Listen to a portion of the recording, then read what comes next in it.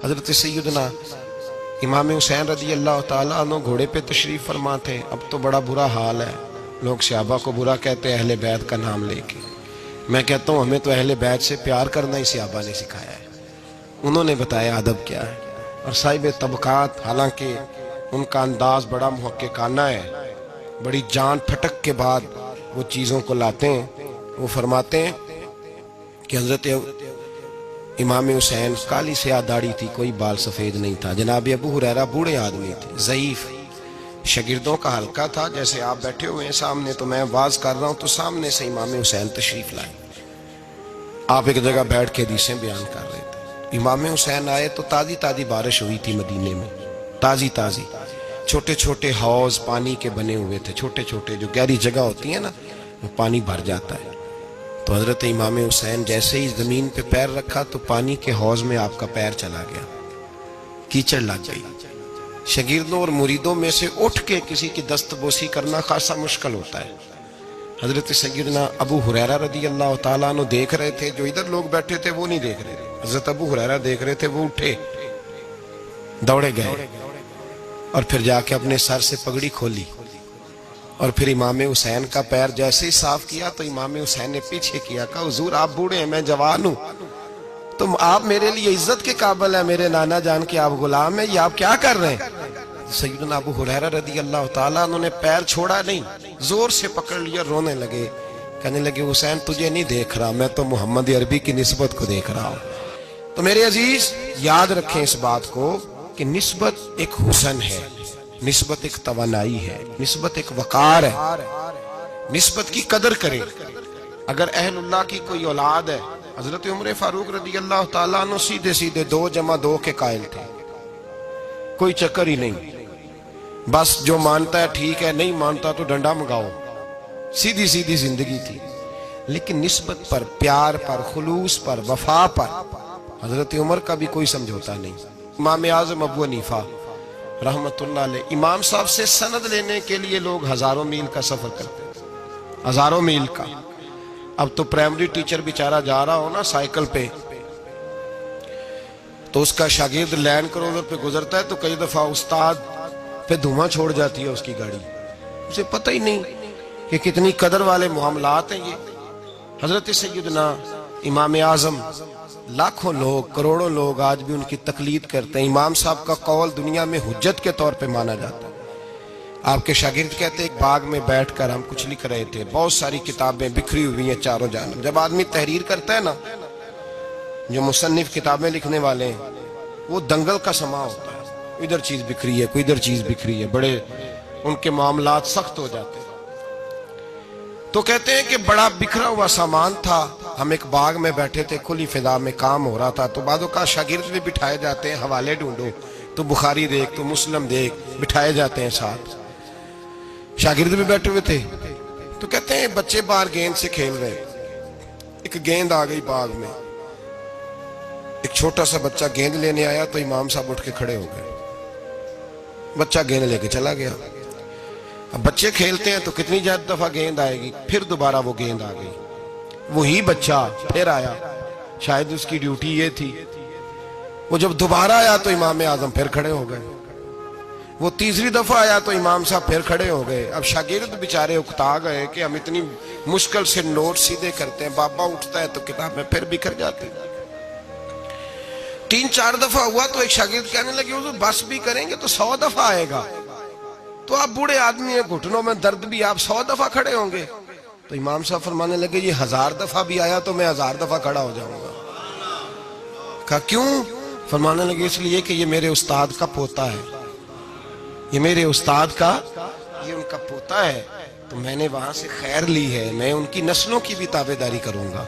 वो जितनी दफा आएंगे मैं उठ के, ये बेमुरव्वत सा जमाना है, बेकैफ सा, इसमें खुश्की ही खुश्की पाई जाती है।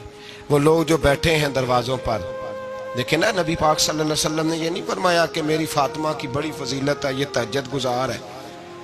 हजरत बीबी साहबा के लिए ये लफ्ज मेरे नबी पाक सल्लल्लाहु अलैहि वसल्लम ने कहीं नहीं बयान फरमाया कि मेरी बेटी कायमुल लाइल है, साइमुत तहर है, ये बहुत बड़ी आलिमा है, ये आपको नहीं मिलेंगे। हुजूर ने फरमाया बस मेरी बेटी है।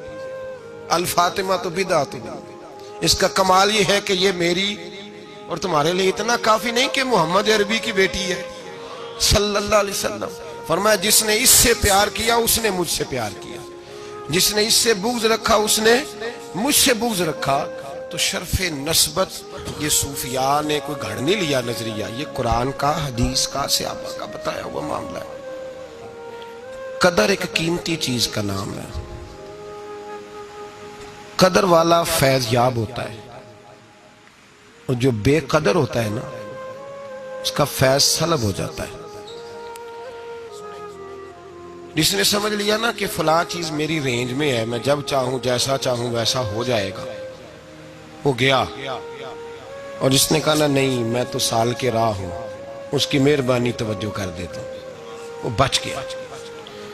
अल्लाह कुरान मजीद में फरमाते हैं कि तुम अपने रब का इदराक नहीं कर सकते, तुम उसे कैद कर सकते, सोचों में आंखों में वो कैद हो सकता। उसे मानते जाओ, उसका कुर्ब तलाश करते जाओ, उसके रस्तों पे चलते जाओ, उसे काबू करने की कोशिश ना करना। ये जो काबू वाला मामला है ना ये ठीक नहीं। कदर करने वाले बच जाते हैं, कदर वाला फैज याब होता है, बेकदर नुकसान उठाता है। याद रखें हजरत ख्वाजा निजामुद्दीन महबूब इलाही रहमतुल्लाह अलैह के खलीफा थे हजरत अमीर खुसरो, बल्कि महबूब थे। कभी कभी खलीफे और महबूब में भी फर्क होता है, बल्कि महबूब थे हजरत अमीर खुसरो रहमतुल्लाह अलैह। तो बादशाह के वजीर थे। तो बादशाह ने कहा एक दफा कि मेरे लिए दुआ तो कराओ, दिल्ली के हालात जरा खराब है। तो कहने लगे मैंने कभी नहीं कहा दुआ के लिए, मैं नहीं सिफारिश करता, आप खुद किसी को भेज दें।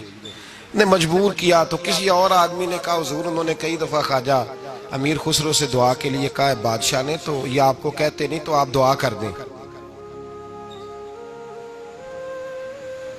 तो हजरत ख्वाजा निजामुद्दीन साहब कहने लगे बादशाह से कहो मैं नहीं तेरे लिए दुआ करता, दुआ करानी है तो हजरत अबू अली कलंदर के पास पानीपत जाए, वो दुआ करेंगे तो हालात सही हो जाएंगे दिल्ली के। हजरत मीर खुसरो ने जाके बता दिया कि वो कहते हैं वहां से दुआ कराओ, उधर से। कहने लगे फिर तू नहीं जाना है? तो हजरत मीर खुसरो कहने लगे जी मुझे किसी और का रास्ता आता ही नहीं, मैंने नहीं जाना। तो कहने लगे अगर मैं हुक्म करा दूं तो क्या हुक्म का मैं पाबंद हूं? हुक्म हो गया हजरत ख्वाजा निजामुद्दीन साहब की तरफ से कि जाओ पानीपत। हजरत अमीर खुसरो गए हजरत अबू अली कलंदर के पास, उनसे जाके दुआ कराई। पानीपत बड़ी दूर है दिल्ली से। दुआ कराई तो कहा बादशाह से कहना हालात सही हो जाएंगे, और जब सही हो जाए ना तो फिर मेरे पास आए, सही हो जाए तो। दुआ की तो अगले दिन ही मामला बेहतर होने लगे। एक हफ्ते में सब चीजें बादशाह के कंट्रोल में आ गई। घोड़े पे बैठा, मिठाई ली, फल लिए, पानीपत गया। हजरत से जाके कहा हुजूर मैं हाजिर हूं, क्या बताना था आपने?